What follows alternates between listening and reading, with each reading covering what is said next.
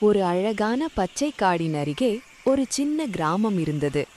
அந்த கிராமத்தில் நல்ல மனம் கொண்ட ஒரு சிறுவன் வாழ்ந்து வந்தான். அவன் இயற்கையை மிகவும் நேசிப்பவன். மரங்களோடு பேசுவான், பறவைகளை கவனிப்பான், விலங்குகளை அன்போடு பார்த்துக் கொள்வான். ஒரு நாள் அந்த சிறுவன் காடுக்குள் நடந்து சென்றபோது ஒரு குட்டி யானையை பார்த்தான்.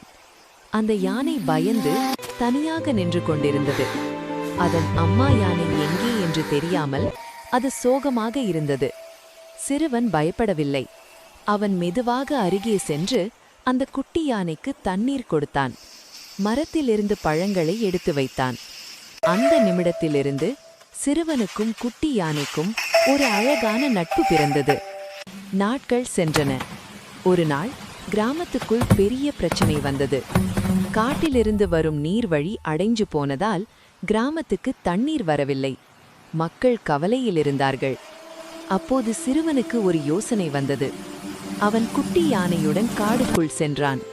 குட்டி யானையின் பலத்துடன் வீழ்ந்த மரங்களும் கற்களும் அகற்றப்பட்டன. நீர்வழி மீண்டும் திறந்தது.